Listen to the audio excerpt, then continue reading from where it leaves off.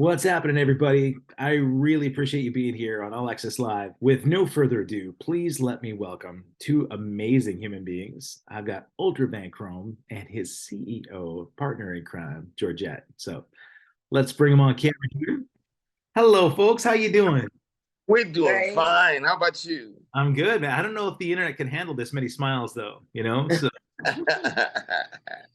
So I was just letting people know out there in the internet land that we've got Ultra Van Krome, and the person probably responsible for more of the success and the smiles behind that machine, Georgette, here on camera. So, where are you guys coming from right now? Are you in Tacoma? Yes, yes, we are. All right. And most people in the Northwest know you primarily from the Portland area, right? You are an Oregon Music Hall of Fame inductee. Yes and no. Okay. I was just trying to catch up with Calvin Walker to figure out how that goes. Okay. But last time I heard I was. Okay. So, well, let's go back in history, man. So, originally, where do you feel like your music making started? Actually, it started on Fremont and Rodney in Portland, Oregon. Okay. All righty. And I lived down the street from two important musicians. One lived 4 houses over. He was a jazz musician. His name was Cleveland Williams. Okay. And he was heavy duty in the jazz. So he basically gave me all the pop records that he had in my house, which basically started me playing. And the other one I went to school with, and his name was Randy Monroe. Oh, yeah. And he started me playing bass. Well, he started me playing guitar, a one-string guitar. All right. So you actually started on guitar. Was it because maybe you picked it up secondhand and just didn't have the other strings on it, or you just learned one at the time? Yeah, well, he didn't have the other strings on it. I was walking by his house going to, on my way, it was called Union Avenue then. It was Martin Luther King Avenue now, but Boulevard now. But anyway, I was walking up the way, and he was playing the hell out of Batman.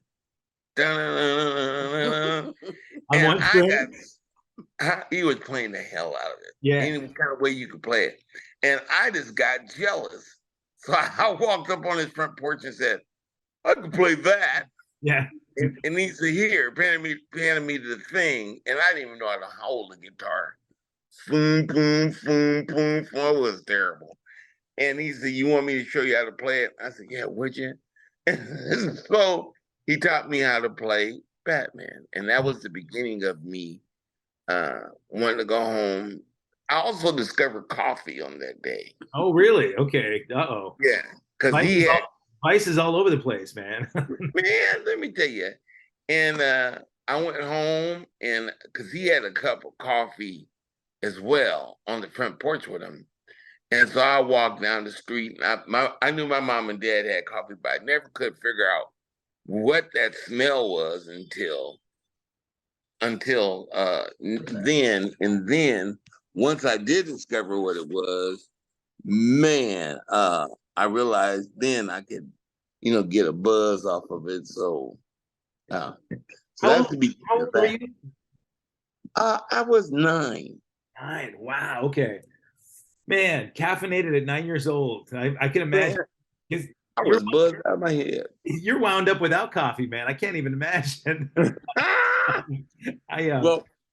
the next thing that led to was going home, and like I said, one of the guys, Cleve Williams, he knew who my folks. They all went to school together, and he gave me 7 albums, and they were Mountain, with Mississippi Queen, Chicago Transit Authority, Jimi Hendrix Experience, and Jimi Hendrix Greatest Hits.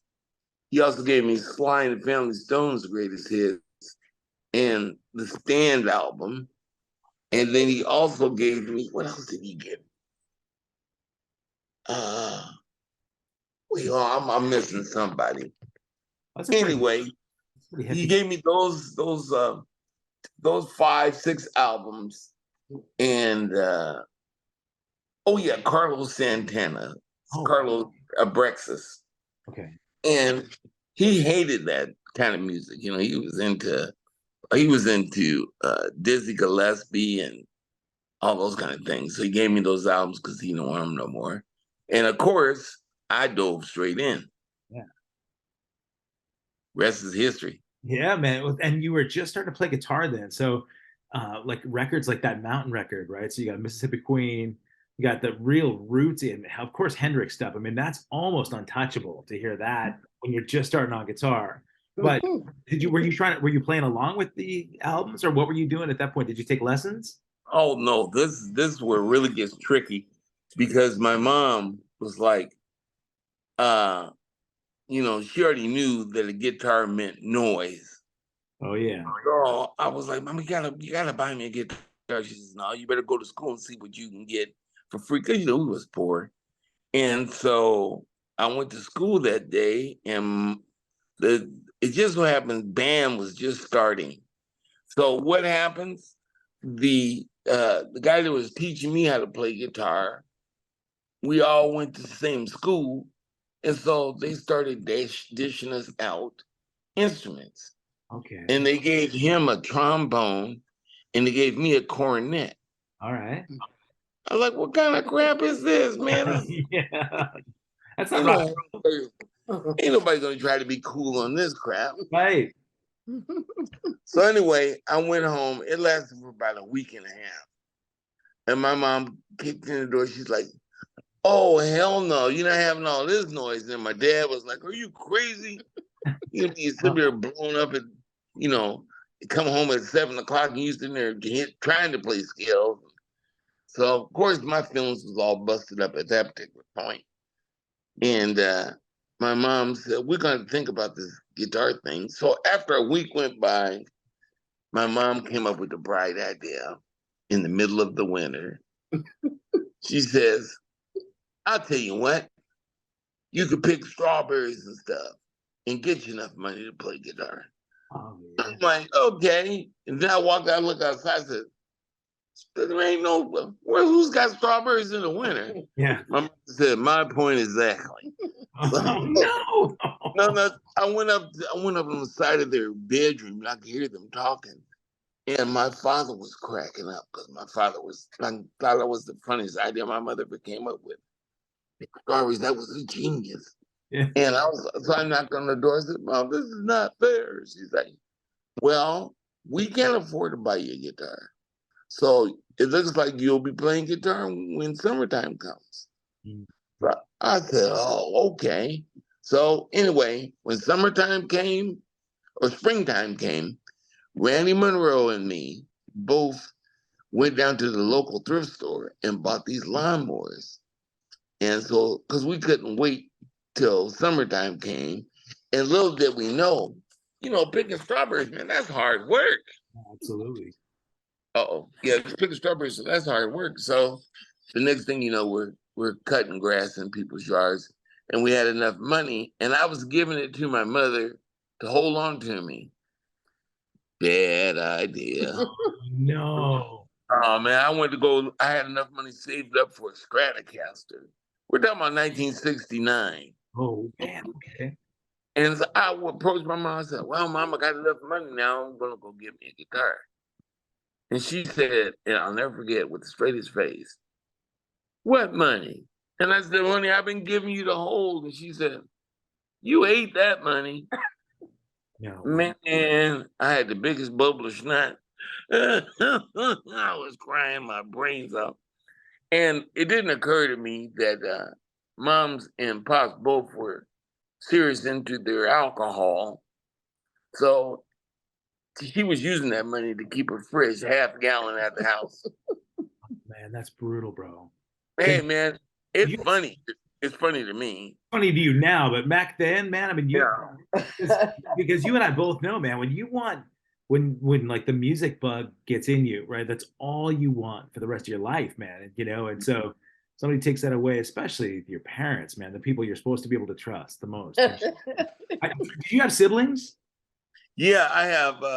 I'm the oldest of 9, Oh, which I didn't find out about that till no. I'm the oldest of 12. I didn't oh, find out about everybody. I didn't find out about everybody else until I was in my 30s. okay. Wow. So I didn't really know who my father was until I was in my 30s. Papa Really? was a Rolling Stone, you know. Yeah. Yeah. So, But well, all right. So yeah, so you find out that the money's not there. yeah, So how do you reset? you don't. You start hiding money, Hmm. and then you kind of think, well, if she'll do that, she'll make me take the money, the guitar back, and get the money for it. So I would buy these cheap guitars, right? Which these guitars that I did have, the Tedescos and all these I were getting from Yeah. Freedom Guitar in Portland, those guitars were worth right now. If I had them in my possession, that'd be what? That'd be dang near, $20,000 a piece. No kidding, man. They're that. No kidding.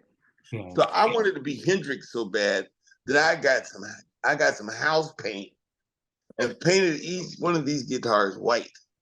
Oh man. And I'm playing on it for about a week, and then I got so scared that my mom was going to take my money. So I come and I take guitars apart. And now I was living in the basement. Man, my bedroom was a guitar graveyard. Yeah, just pieces everywhere, huh? Man, I'm talking about you'd have walked in, you were like, damn, if you know how to play, you really have something going on here. I was into making whammy bars. I took a fork and put it back by the bridge. And anyway, A jump all the fork? way through. Wait a minute. You made a whammy bar out of a fork? Out of a fork, I sure did. Oh my God, man. You must have known Randy Hansen back then, right? No. Oh, because Randy was up in the Portland, in the Seattle area, right? But I think he was already doing the Hendrix thing, like right around 70. Excuse me, what'd you say? Oh, Randy Hansen was a Northwestern, but he was already doing like the Hendrix tribute thing right around that area. So yeah, you guys could have traded like dinner utensils for your whammy bars, man. Yeah, you would have him sitting there with a ladle. I'd have been sitting there with a 15-piece salad port. But So go ahead. with Rodney, then were you playing together? Did you have a band? No, actually, he was the bass player and I was playing guitar. Yeah. And it wasn't until, about 69, 70 that I discovered what would later be my uncle, Milton Vance. And yeah, I'm finna go dead. He had an amp up at his house and a couple guitars. So I went up there not knowing that Randy Monroe was already up there honing his chops. Okay. And so when I went up and made friends with Milton, who was no one was old enough to be my dad. Milton introduced me to the first of my siblings, which I didn't know he was my sibling either.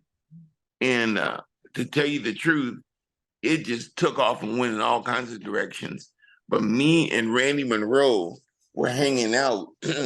We're hanging out all the time and going to various gigs with Milton. Milton was getting charged up here. Okay. Milton was the bass player. And so to make a long story short, me and Randy were always helping Milton move gear, and Milton noticed that, so all he had to do was let us play occasionally. Nice. We got free roadie service out of it. Yeah, you bet, man. You bet. So And when you were playing, were you actually at his live gigs playing, or were you just at his place, at his rehearsal place? no, we were both. We were Okay. pests. Yeah, We were pests. well, tell me about the first time you got on stage in front of people. Oh man, that was too funny. There's a place called the Fremont Market, excuse me. Okay. And Garfield's. What's Garfield's? And Milton let us go up, and it was me,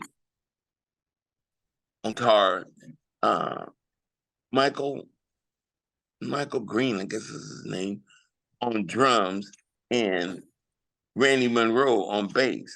Okay. And I made up some original. Damn, that's incredible.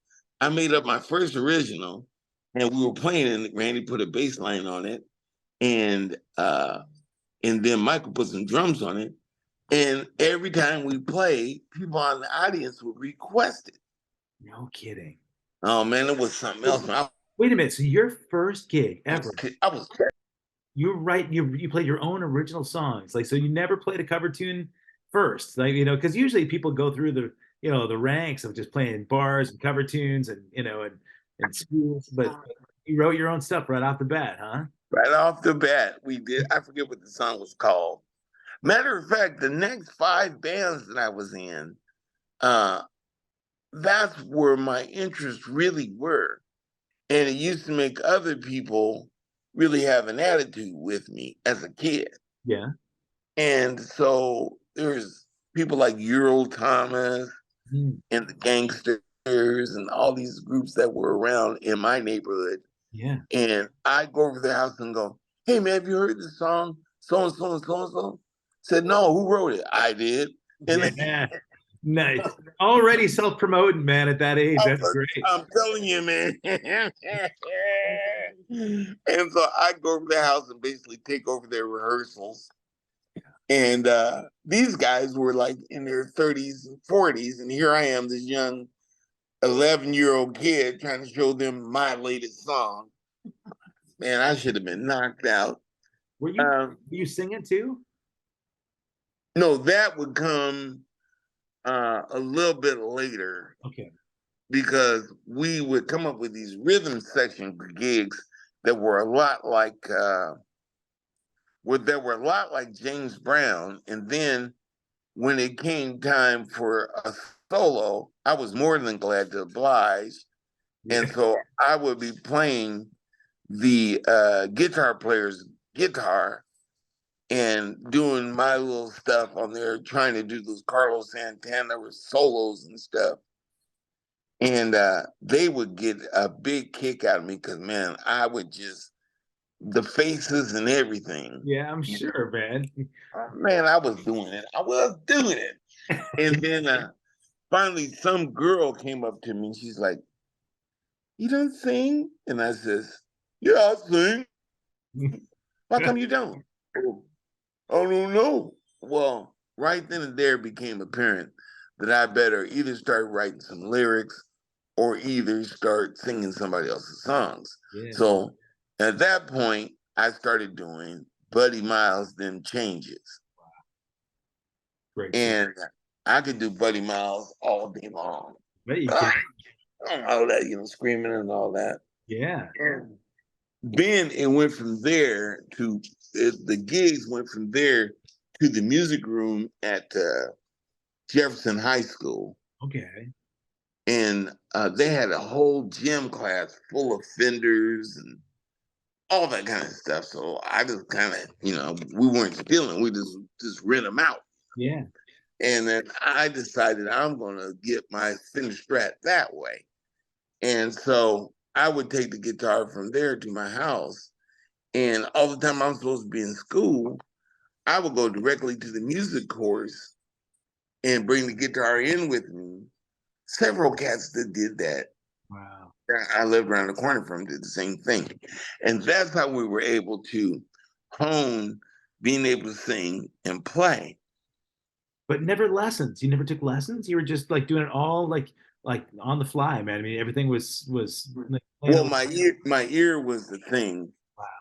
And then after that all went down, the most incredible thing happened was I ran into a guy named Randy Smith. Okay. He would later change his name to Star. And Randy Monroe was doing gigs.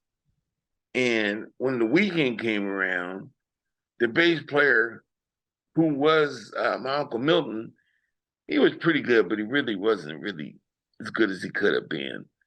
And so I remember standing on shaky ground by the Temptations came out.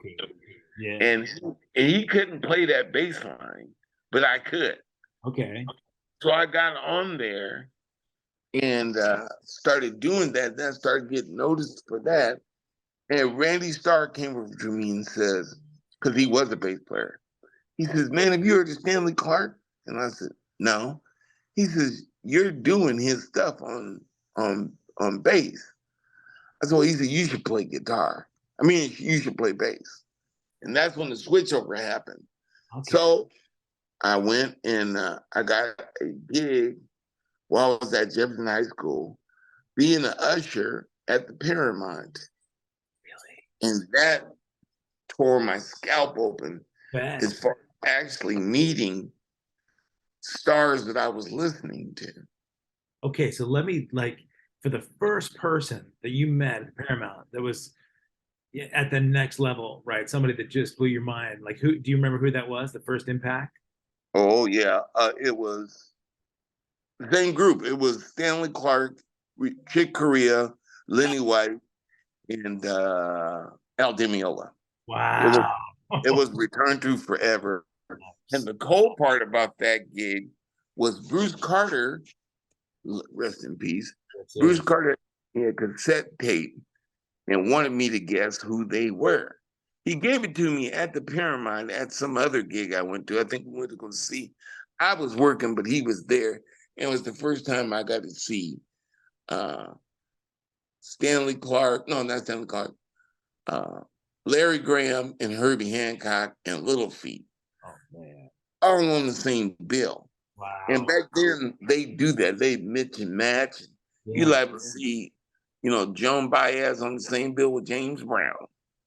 And anyway, Bruce gave me this cassette and said, by next week, tell me who this is. Well, it was Where Have I Known You Before, that album. And I just heard it and I just thought, damn, everybody I played this for, including my mother, would say the same thing. That sounds like you. And I'm like, yeah, it does. So anyway, the day that those guys came to town, I still didn't know who they were. And they were doing a sound check and I was there. And Lenny White got off his drums and comes over to me and says, "What do you think about my drum sound?" I said, "It's incredible, man. But tell me, who's the bass player?" He said, "Oh, his name is Stanley Clarke." I said, "Can I go up and meet him?" And he says, "Yeah, go ahead." So I went up on stage and Stanley and Chick were there playing. And I asked Stanley if I could hold his bass. It was a limbic, man. And that mug was like a small couch, right? Yeah. And, and the action on it was that high off the neck. Just you Not got that high, yeah. but that high off the neck. Where my thumb is Wow. where the fretboard is. And right up at the top is where the action was. And I said, "Man, why is this?" I don't know what it's called. He says, "It's called action." I said, "Okay, why is this action so high?" He said, "Well, because I normally play upright bass." And that's when I looked over and saw this bass that was bigger than me. I was like, whoa, man. And that action, I thought it was high. It was higher than even that. Wow. So I was like, okay, Chick Corea was there and he was being a little jerky to me. And then I started cracking him up. And then he thought I was funny. And then he started being nice to me. Nice. And he says, Chick Corea, so who's this Larry Graham guy he keeps talking? And Stanley Clarke says, "Oh, he's some guy, he's perp, perp, perp. He's always plucking the strings." And he said, "Used to be with Sly." He said, "Oh, that guy." Yeah. So anyway, Stanley said, "Are you coming to the show tonight?" I said, "Yeah, I work here." And that's when I noticed I was in a little bit of trouble because I was supposed to be setting up and sweeping the aisles for those guys to get set. But it's the first time I ever did a gig where all the speakers went up to the ceiling. And they had those fan bullets at the top with the blades on them so it goes sound down. Oh man, it was incredible. Anyway, they came in and they came on with Where Have I Known You Before? No, Day Ride. Oh yeah. And then I said, "Oh my God." I looked over at Bruce Carter Nate Phillips, and Marlon McClain, all which Marlon McClain, we'll get around to him in a second. But I looked over at them. This was the group known as the rhythm section for a group called Pleasure. Yeah. And they all came to pay homage to Return to Forever. And so when Return to Forever was up there, I looked to Bruce Court and I said, "That's these guys." He said, "I know." Oh man, it messed me up. Yeah. Anyway, from that moment on, I didn't miss no more dates at the Paramount. So everybody that came through, you were there soaking it up. Man, I'm telling you, I got to know Herbie Hancock on another level. Maria Muldaur, Cold Blood with Lydia Pence. They had a drummer named Sandy. I forget what Sandy McKee, I think that's his name. And me and him became friends. He moved up to Portland for a minute, and we became friends. Another bass player from Tower Power, Rocco Prestia, he moved up here, and me and him became really good friends. And I met Jaco Pastorius. Now, keep in mind, I'm between the ages of 14 all the way up to 17. And I met each and every person that came and headlined at the Paramount. They're doing a story about me doing that as an usher there. Really? Yeah, man, you got to see like just the seminal roots of just that avant-garde jazz and funk. I mean, Portland was really kind of burning up that way anyway, right? I mean, that was the scene in Portland at that point.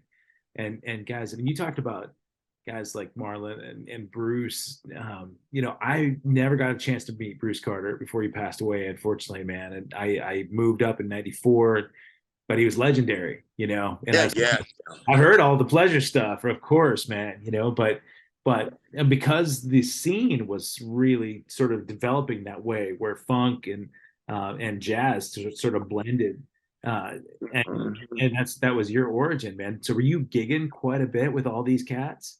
Oh man, no, I was doing the top 40 thing, cutting my teeth on that. Okay. I had joined a group called Tease, Okay. and it was a top 40 group, and we were playing all the truck stops and stuff. Mm-hmm. And I mean, from the Bee Gees, from the beginning of disco to the death of disco, a whole bunch of music that they couldn't understand that I was aware of as a Black kid. Right. And I got the gig, and I'm sitting there playing "Run Your Way Back to Your Heart" by Starship. Yeah, all these songs, the Knack, My Sharona. Yeah, I was ahead of all that stuff. It was money, right?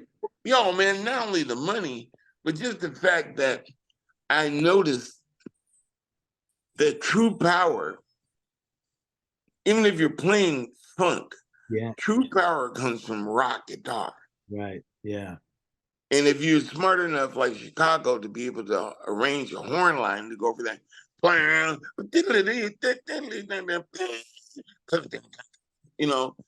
it can get Beethoven on your ass quick. Yeah, man. So, yeah. Well, I mean, you and I have had conversations prior to this about Prince. Right? I mean, that was Prince's thing all the way, right? I mean, he loved horns. He definitely came with a jazz background, but horns on the top of rock guitar, man, that guy was the king of that, right? Man, let me tell you, from Keys, I went to before Keys, I was with a group called Nice and Easy, which was a 4-piece horn section, and a drummer who really couldn't play. Oh man, he was terrible. Well, I mean, but he was the king of getting ladies. I remember that. Yeah. Well, let me ask you, man, because I can just picture you being in a band with a guy like that. You let him know he couldn't play, didn't you? No, but man, I'd be doing looks like this. Not the side eye. Well, no, it's worse than this. It'll be like this. I Oh. go over to the side and I turn my glasses like this and go, Uh, man, what the hell was that? The hell was oh my god, man. I mean, I've had guys that couldn't play with me that I send them home crying, but this guy, I was trying my damnedest on a daily basis to get him kicked out the group. Oh man. And then finally another group came up, which I told you, which was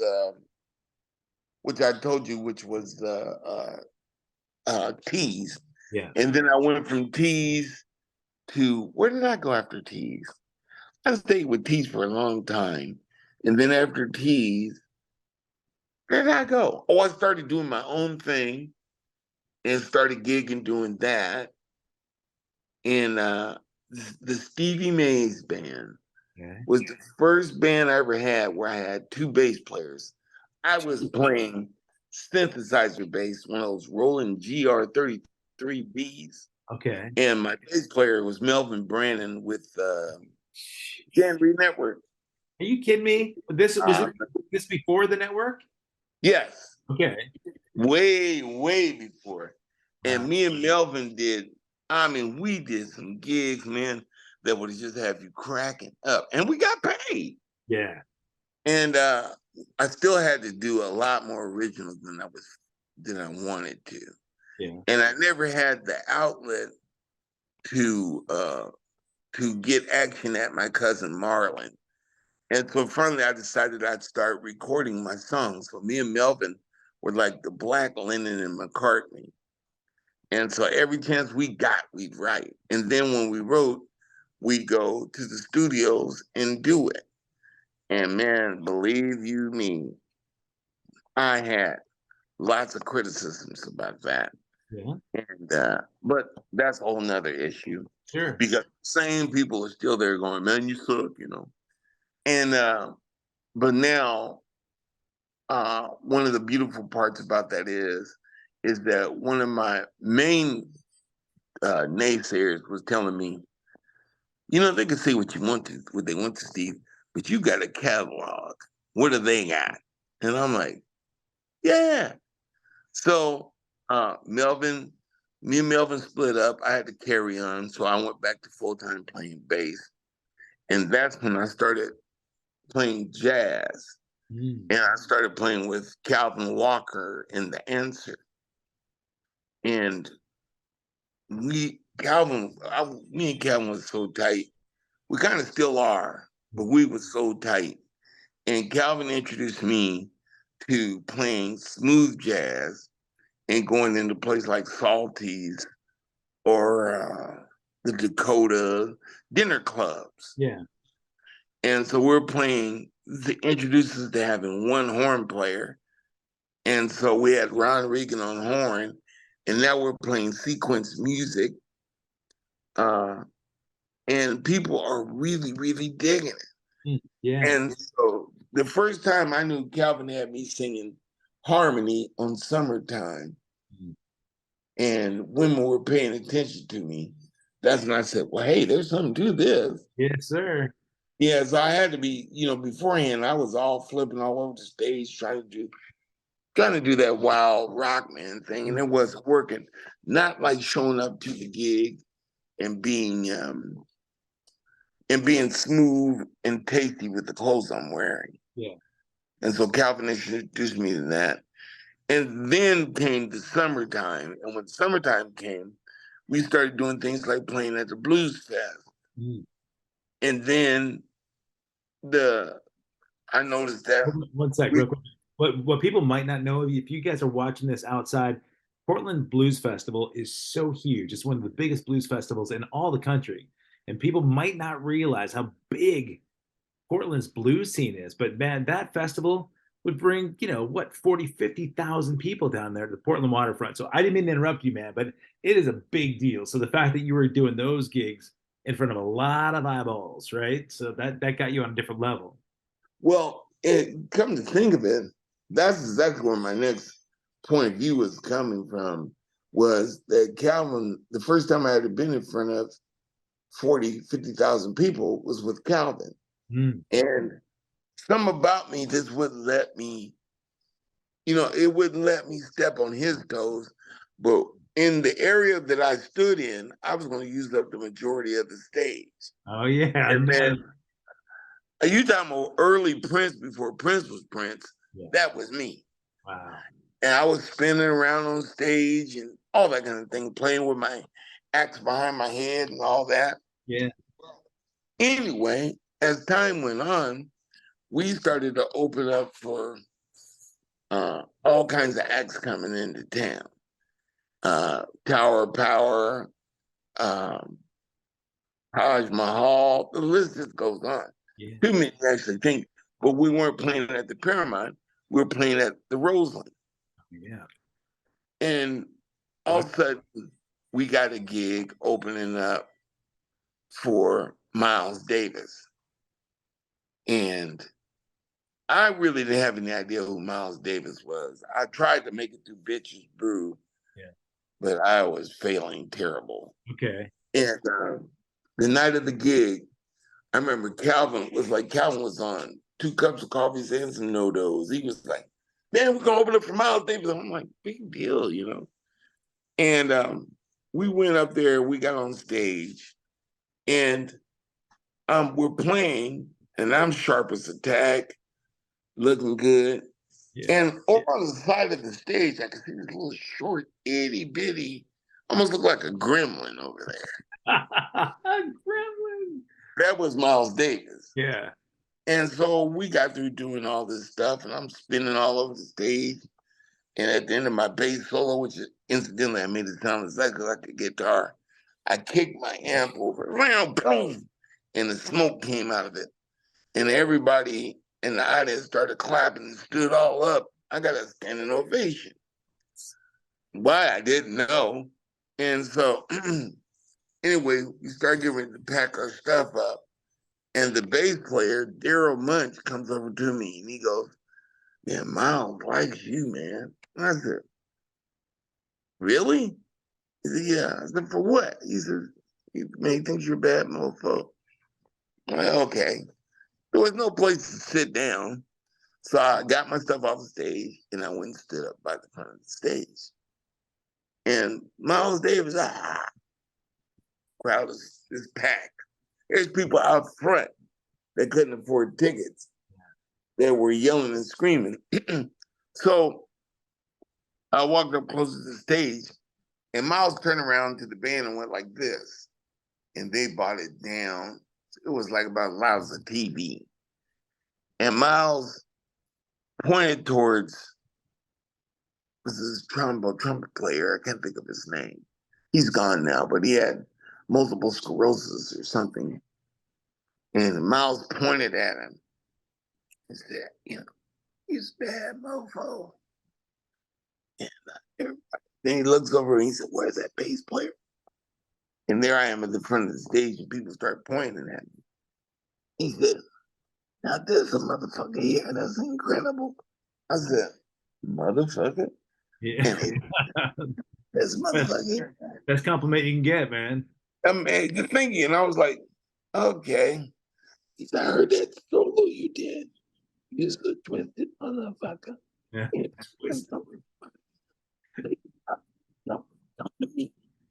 I was like, okay. Now I noticed when he said that to me, there's women that are now taller than me standing next to me, hugging all on me, which really didn't do me any good with my girlfriend. I'm like, right, yeah.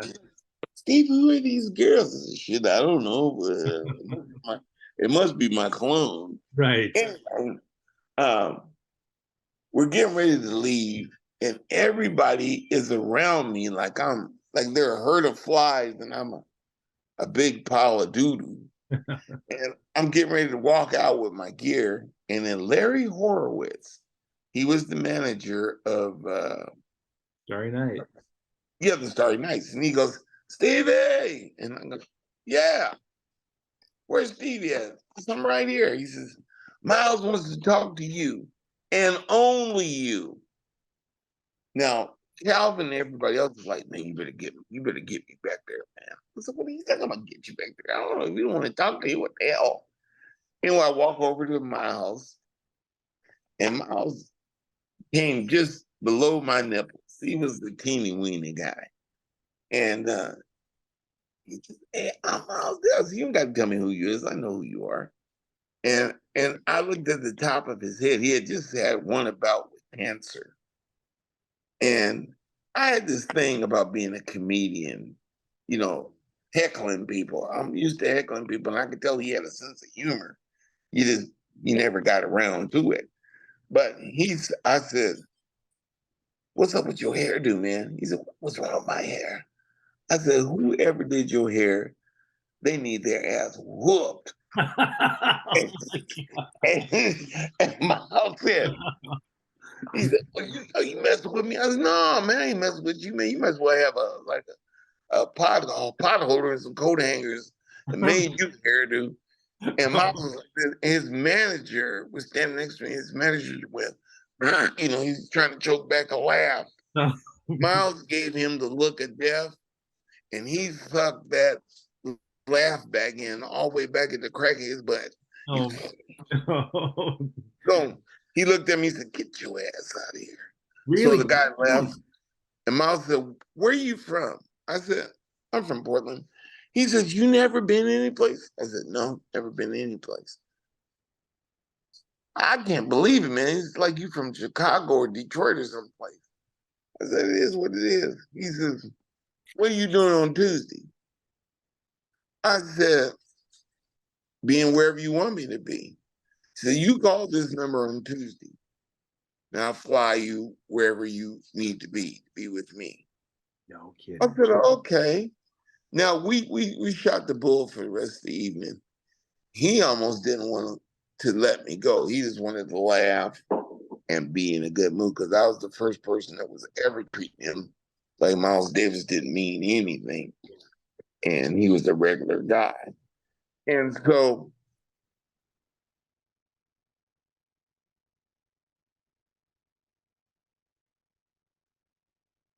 I think Steve froze up for a second.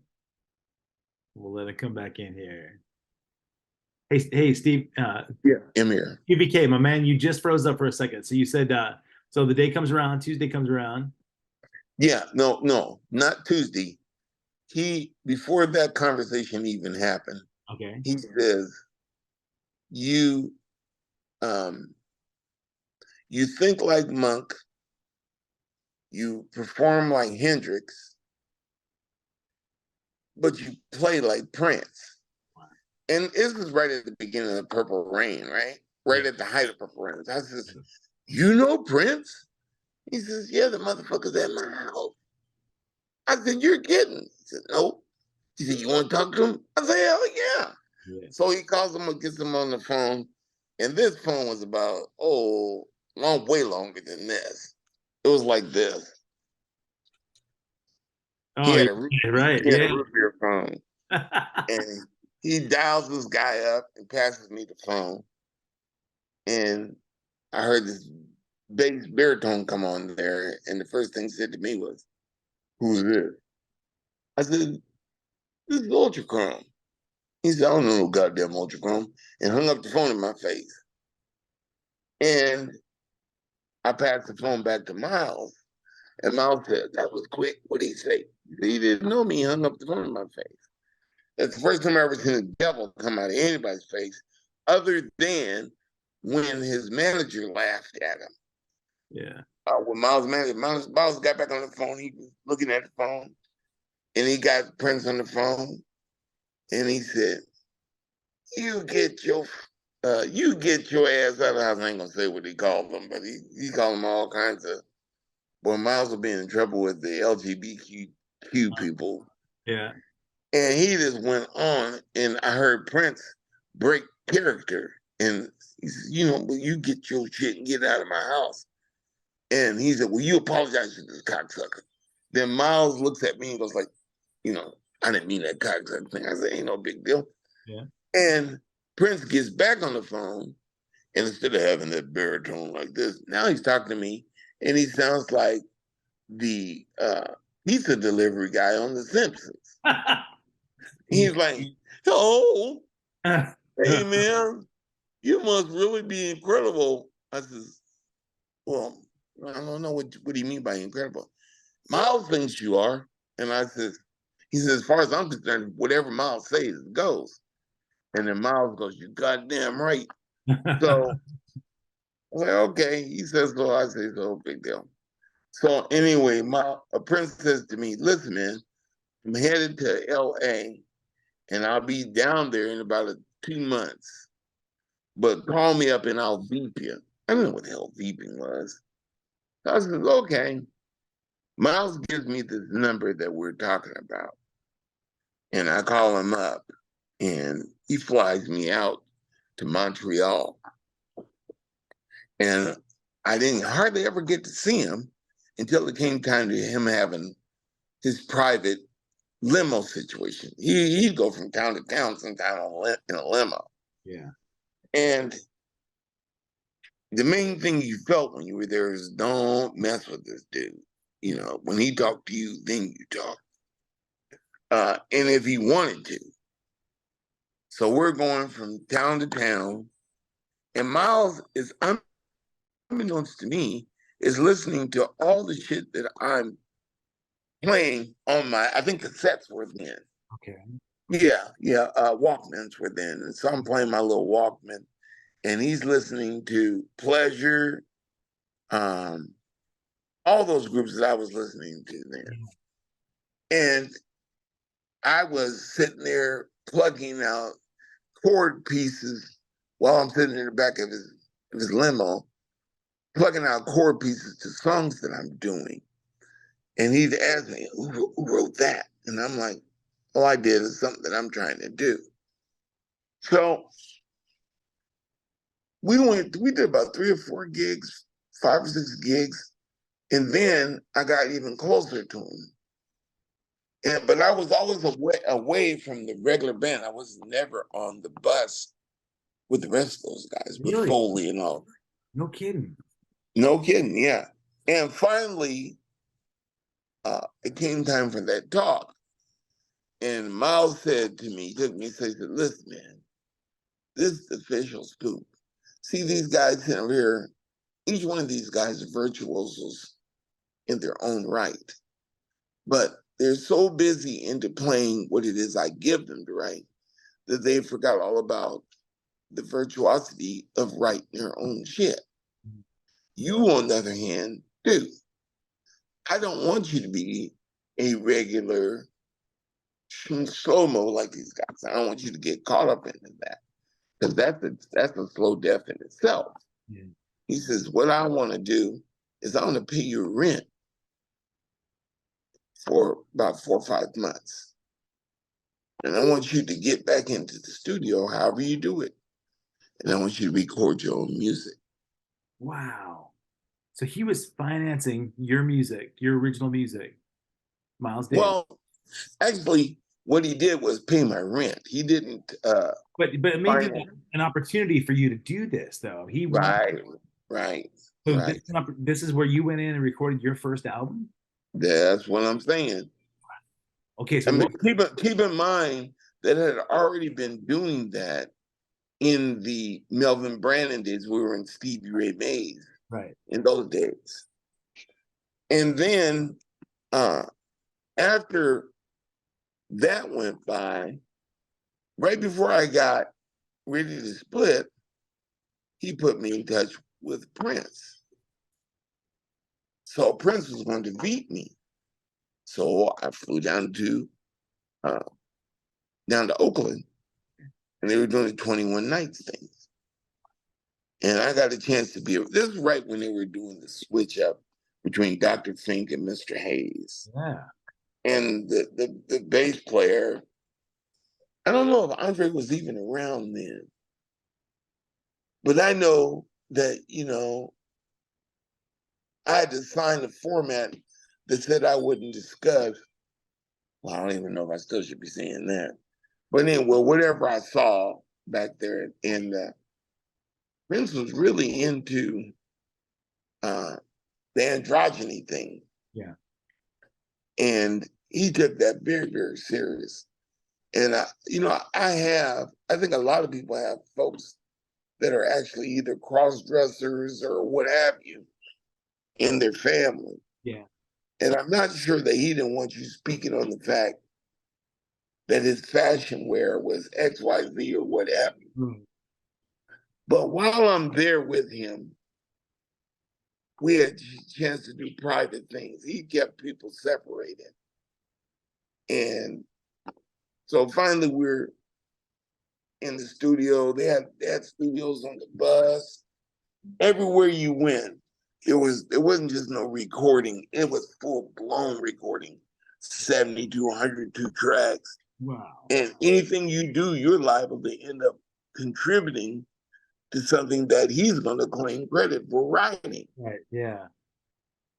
Anyway, it's both those guys are Geminis. And the funny part about it is the same exact speech that Miles gave me, Prince did. I'm kidding. To go record and pay rent and No, yeah, you had to pay my rent. yeah.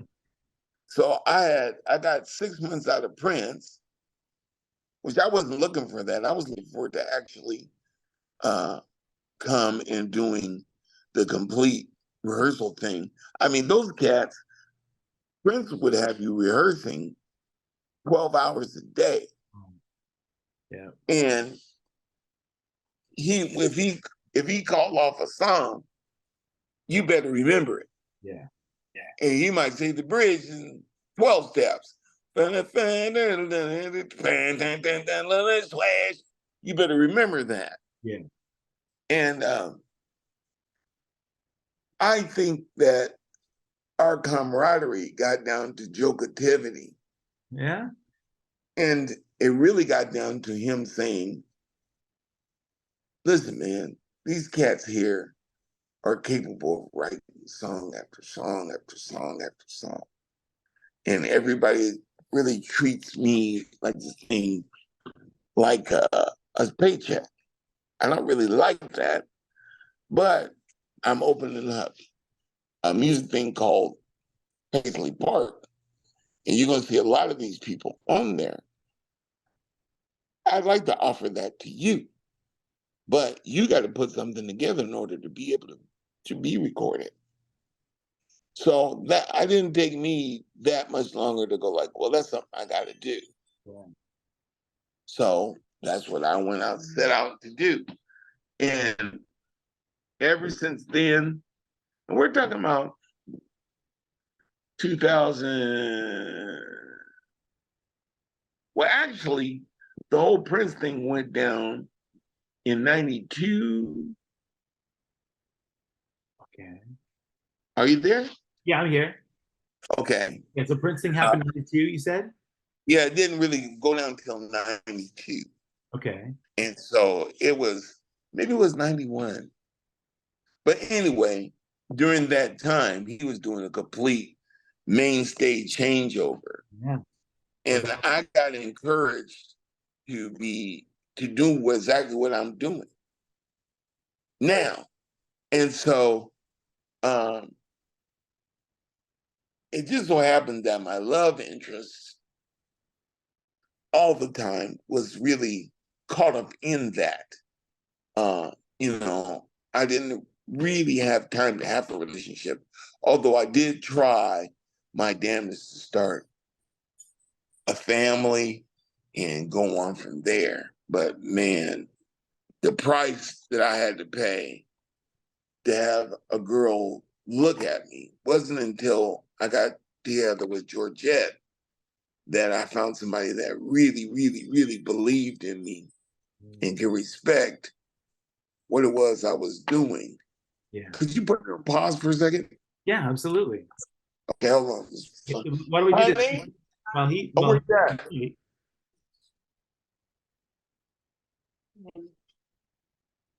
So we've got the star of the show here. We've got Georgette. How you doing, Georgette? I'm fine, thank I you. bet you've heard a bunch of these stories already, huh? Oh yeah, I've heard them. So hey, so we were just talking about the sort of how meaningful the relationship that you guys had and where this started. So maybe in your words, why don't you tell me how you first met Ultra Krome? Well, his cousin is a good friend of mine. We've been friends forever. Okay. And so Marlon called, was putting a thing on, he was playing with Shock. Oh. And they were having a concert, and so Confunction, was it Confunction also? No, it was Ohio Players. Ohio Players. So I went to the concert, and here he was, and I've always kind of seen him at well, I saw him once at a Midnight Star concert. Okay. And I noticed that he always just leaves after the concert. He doesn't hang around and flirt around and stuff. It's kind of interesting.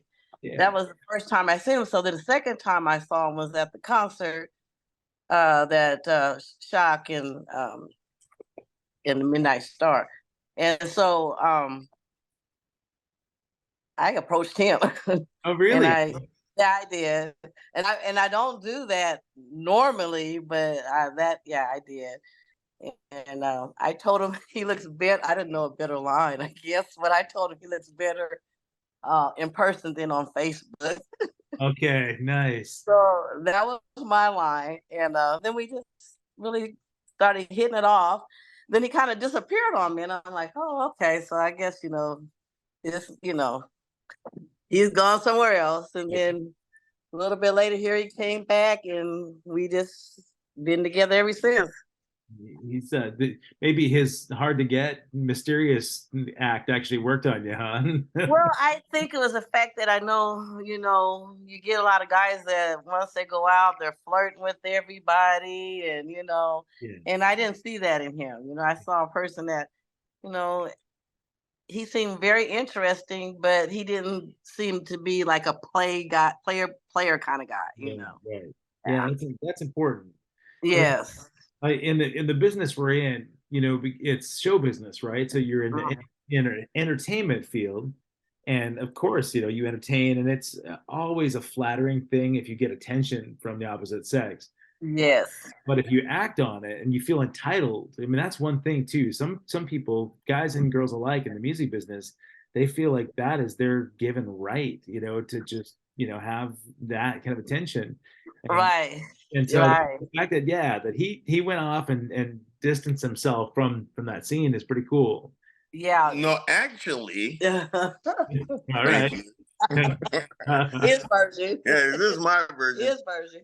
I walked over, and it was I just got dumped by my then wife. Okay. And I found out a whole bunch of bad stuff about her. And so when I walked up to the top of the stairs at the Roseland, of course, Georgette, I saw the smile on this beautiful Black woman. I'm like, she got to be looking. She ain't looking at me, but she was. Yeah. And so I was still caught up in my feelings about all this. Yeah. So I walked to the center of the stage, and there was all these girls. Hey, Steve, what are you doing? I've been dying to sleep with you. I'm like, get out of here. And then out of nowhere, the music stopped. And I'm sitting around, and I can see people still jamming and moving.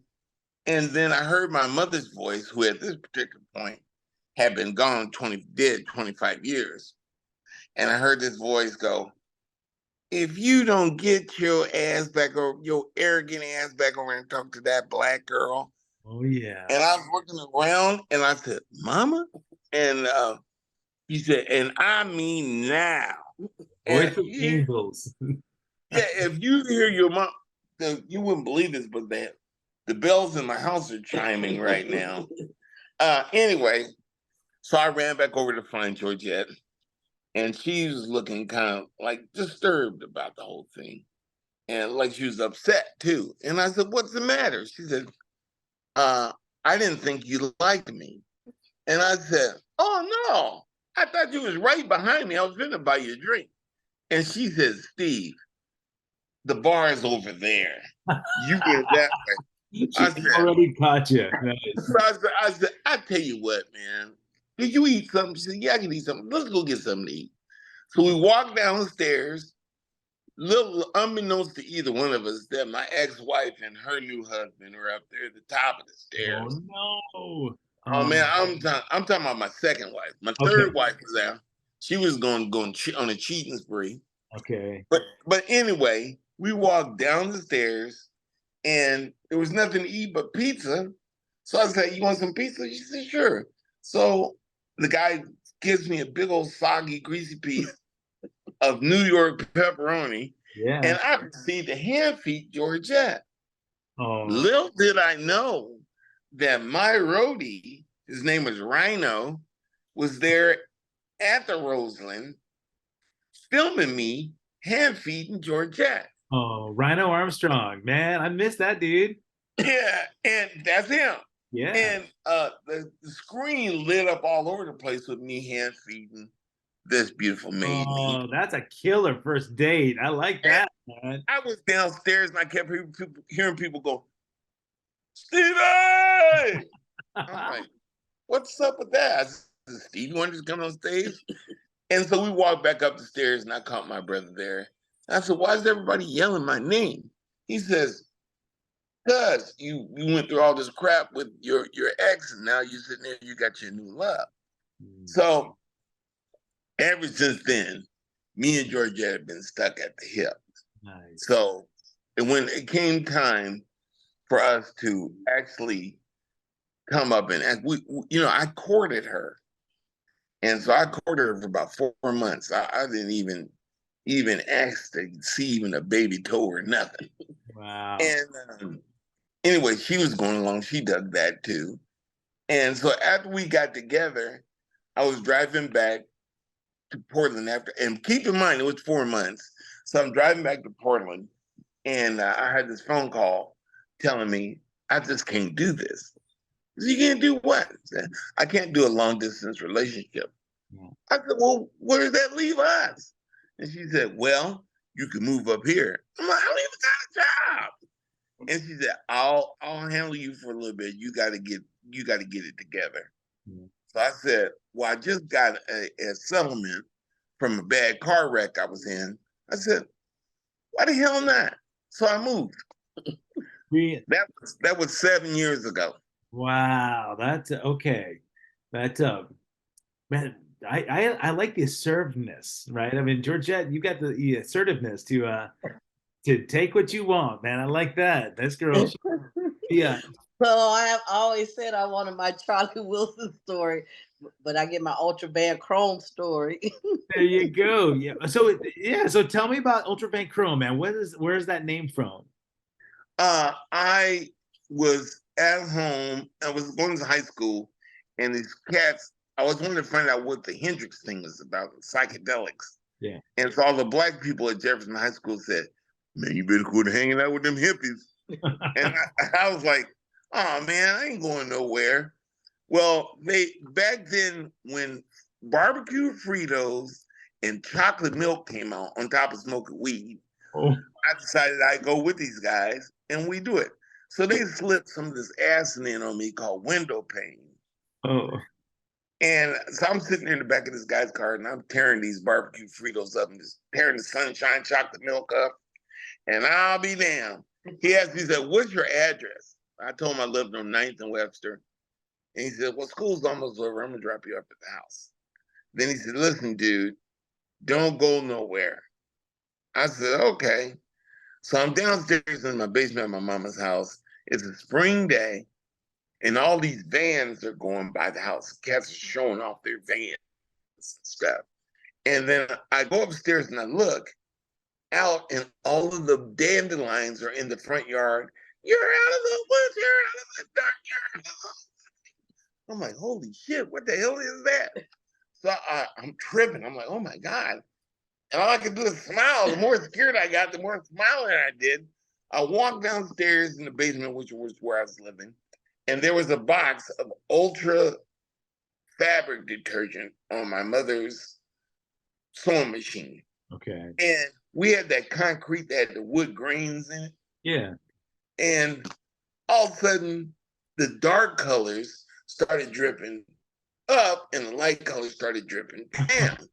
and the cracks in the floor were getting huge. Oh. And I was like, wow. And so I looked at this box, and it looked like the Merry Melody thing. But it was moving like that, but there wasn't no sound off of it. But I could still sing the. And I looked at that thing, it kept going, ultra. I was like, ultra. I walked upstairs, looked outside the window. There was van. And all these vans going by. I went downstairs, ultra van. And all the chrome in the house looked purple. Yeah. And I'm talking about a kind of purple that was beyond Concord, but it was bright. And I said, ultra van chrome. Ultra van chrome. Ultra van chrome. Why am I dancing to ultra van chrome? I don't fucking know. It's ultra van chrome. My sister, my baby sister Holly, she comes downstairs. She goes, "Ooh, Steve, you own something, ain't you?" I'm like, "What am I on?" And my sister said, "You been hanging out with them hippies?" I said, "Yeah." She said, "Ooh, Steve, you better get sober for mom coming." Mom's gonna want some of what you got. Oh, mom's gonna just beat the shit. And now here I am having a flashback on her taking my guitars and shit. Yeah. I'm like, oh my God, no. So I'm still going. She said, just you'll be okay to sit down here. Ultra bad growth. Ultra bad growth. So she said, put the covers over your head. And so I did. Oh my God. I was in the dark tripping off acid. Ultra bad growth. Ultra bad growth. So finally, a couple days goes by and I started getting back to normal, whatever the hell that is. Yeah. And my mom goes, who is Ultra Van Chrome? Oh, no. I look at her, you heard that? She said, yeah, Steve, you walking around here singing it all the time. And I said, that's me. And she said, I like it. And my father goes, I like it too. So we supposed to start calling you that? And I said, yeah. So that was the Ultra Van Chrome. And my mom one day, she said, boy, I sure wish you make up a song to go with that. And you just have people walking down the street, Ultra Van Chrome. And so that's the true origin of where that came from. Right out of a trip. You guys, I love it, man. Well, you know what? That's perfect transition, because I was thinking about this new music video that you just came out with. Yeah. Yeah, Dan Pred working on it. Dan Pred of Dan Reed Network, of course, video media. Because to me, the video reminds me a little bit of a trip itself, man. So I can see where all your inspiration comes from. Yeah. Well, before we talk about it, why don't we do this? Let me go ahead. I'm going to pause this real quick. I'm going to bring on the video. I'm going to have people check this out, and then let's come right back here. 10, 9, 8, 7, 6, 5, 4, 3, 2, 1, fire. I'm your chocolate rocket. I'm your chocolate. I'm your chocolate rocket. I'm your chocolate sweetie pie. I'm your chocolate, your sweetie pie. Don't deny the magna that has happened betwixt you and I. Truly.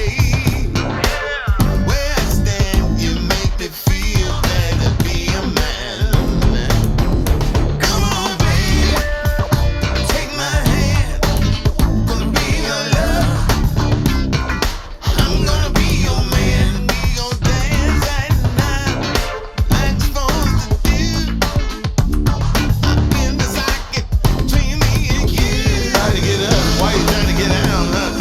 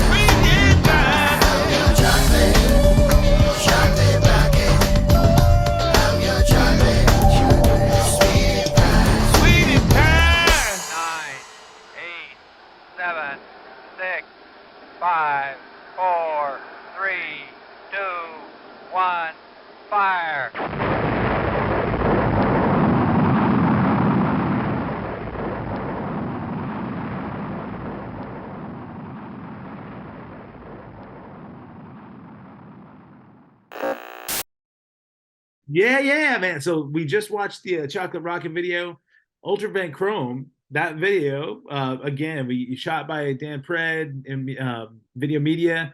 The record produced by Dan Reed. So tell me a little bit about what you got going on with this record, man. What's going to happen for Ultra Van Chrome? You're going to be touring and supporting this record? Well, actually, what I'm really now in the process of doing, because I don't have any kidneys, so trying to get on the kidney list, so I'm not tethered to dialysis. Okay.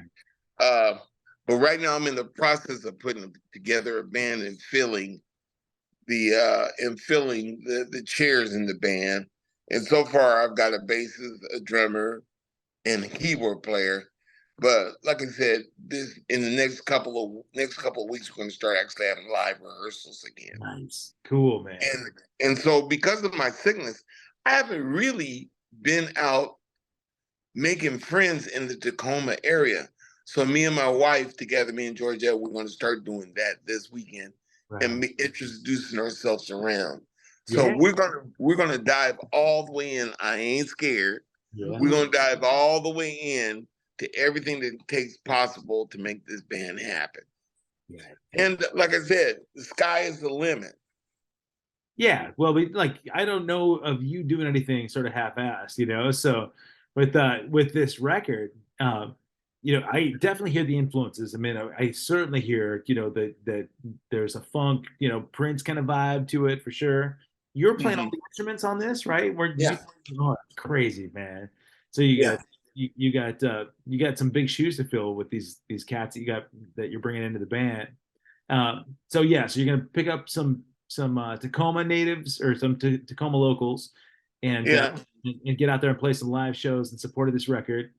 That's right. People can find out about those shows and check out the video if they go to ultravanchrome.com. They'll be able to check it out.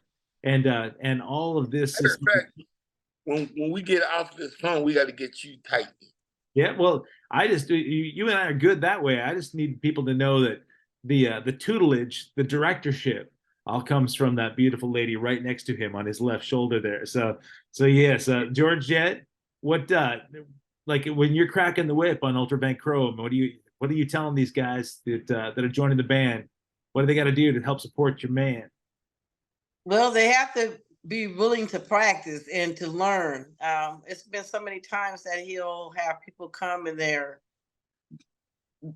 doing it their way. So they have to really want to learn the music the way he wants to have it go. You know, he's the director, and as long as they follow direction, it's going to be great.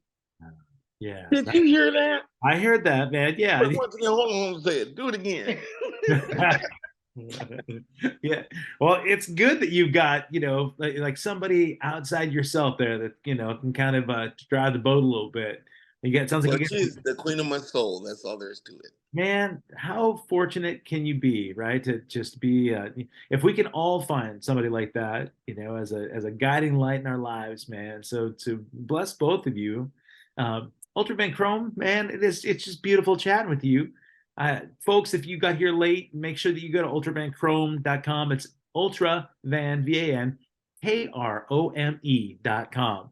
That's Check right. out the website and keep an eye out, man. This gentleman right here is poised for funk and roll greatness, right?